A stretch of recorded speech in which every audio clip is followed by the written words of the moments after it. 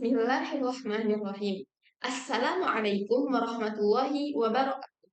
Nama saya Irma Putri Panjaitan dari PBA 2 semester 1.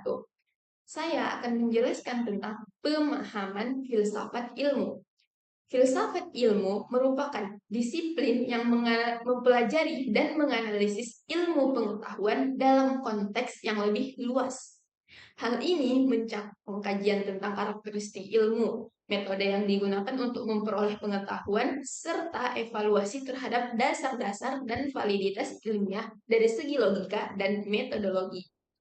Filsafat ilmu membantu kita memahami makna dan peran ilmu dalam keseluruhan pengalaman manusia. Yang kedua adalah metodologi keilmuan dalam filsafat. Metodologi keilmuan dalam filsafat merujuk pada cara-cara atau pendekatan yang digunakan untuk mengkaji dan memahami ilmu pengetahuan. Yang pertama ada pendekatan deduktif.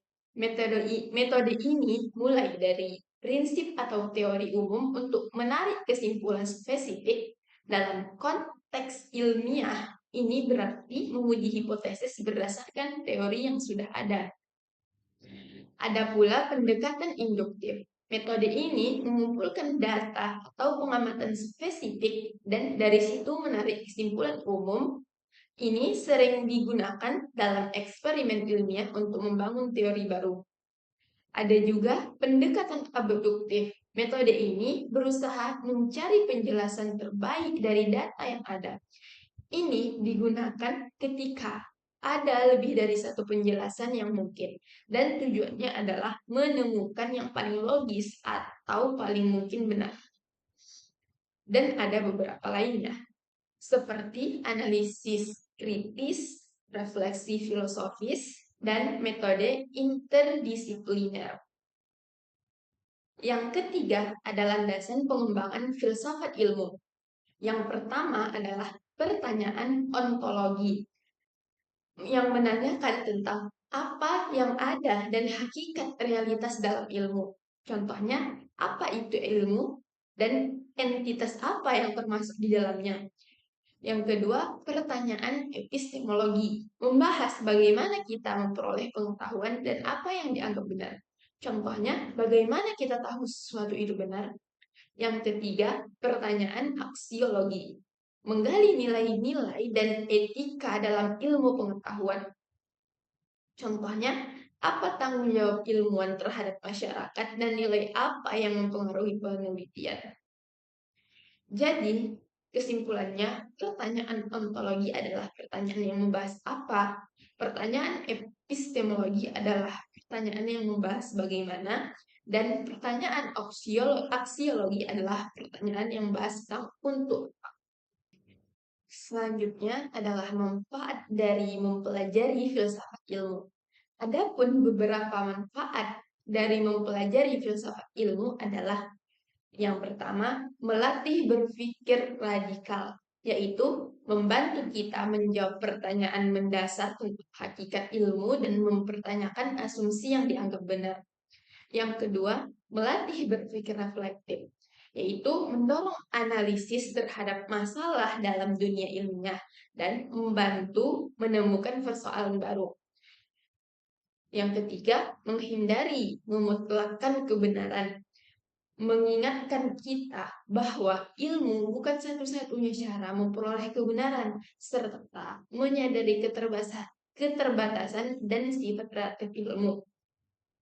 Yang keempat, yaitu memiliki kemampuan berargumentasi, yaitu melatih keterampilan merumuskan dan mempertahankan argumen secara logis. Selanjutnya kita akan membahas tentang ruang lingkup kajian filsafat ilmu. Yang pertama adalah bahasa artifisial dalam filsafat ilmu, yaitu bahasa yang dibuat manusia untuk mengistilahkan sesuatu atau supaya untuk mudah memahami sesuatu, biasanya berupa istilah atau simbol seperti kata, epistemologi, ontologi, dan lain-lain. Yang kedua adalah model dan klasifikasi. Model adalah percontohan atau perumpamaan yang digunakan untuk memudahkan pemahaman. Dan klasifikasi adalah pengelompokan sesuatu yang berguna untuk memudahkan pemahaman juga. Selanjutnya adalah hipotesis dan teori. Hipotesis adalah dugaan awal terhadap sesuatu, bagaimana sesuatu itu bekerja ataupun terjadi. Dan teori adalah contoh atau hasil dari hipotesis tadi apabila hipotesis itu betul. Yang keempat adalah induksi, yaitu penarikan kesimpulan dari yang umum. Dan deduksi adalah penarikan kesimpulan dari yang khusus. Yang kelima adalah kausalitas dan prediksi. Kausalitas bisa dapat diartikan sebagai hubungan sebab akibat sesuatu, karena setiap sesuatu pasti disebabkan oleh sesuatu dan berakibat sesuatu. Dan prediksi adalah perkiraan bagaimana sesuatu itu akan terjadi atau kapan terjadi. Yang keenam adalah verifikasi dan falsifikasi. Verifikasi adalah hipotesis yang apabila hipotesis atau dugaan tadi itu benar, maka disebut dengan verifikasi. Dan falsifikasi adalah sebaliknya, apabila hipotesis atau dugaan tadi itu salah, maka disebut falsifikasi. Yang ketujuh adalah probabilitas dan kontrol. Probabilitas adalah ukuran seberapa mungkin suatu hasil terjadi, dan kontrol adalah cara untuk mengatur kondisi eksperimen agar hasil lebih valid atau lebih baik. Yang terakhir adalah peran sains dalam masyarakat.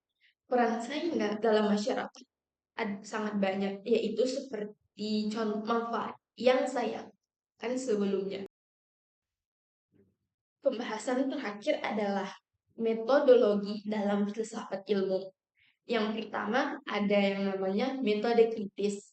Metode kritis adalah proses yang memungkinkan seseorang untuk mengambil keputusan setelah dilakukannya dialog atau diskusi, atau setelah membedakan atau mempertimbangkan sesuatu.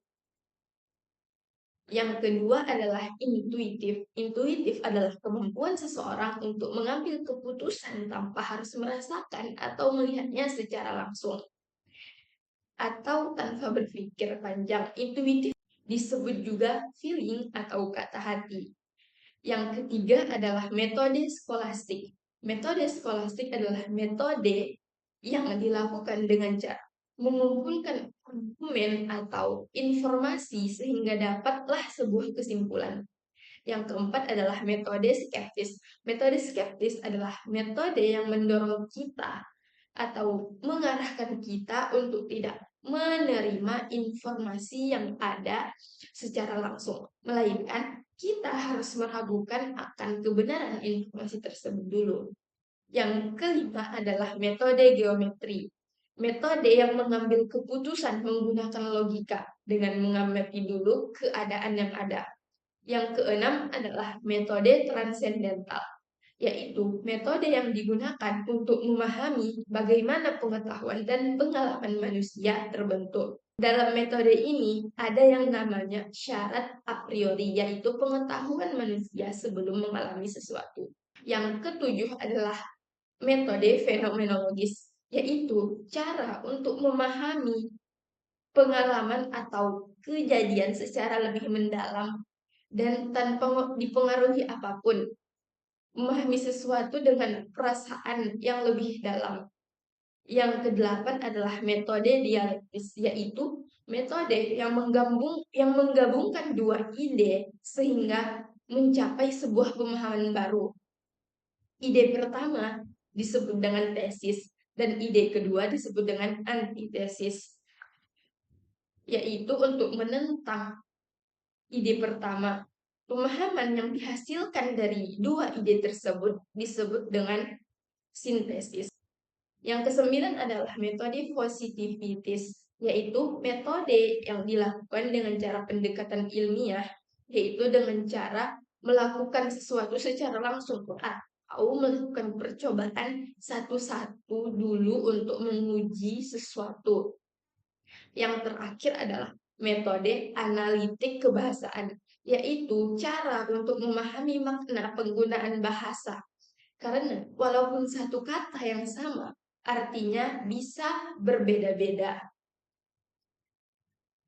Itulah penjelasan saya tentang pemahaman filsafat ilmu. Lebih dan kurang saya mohon maaf. Terima kasih telah mendengarkan. Wassalamualaikum warahmatullahi wabarakatuh.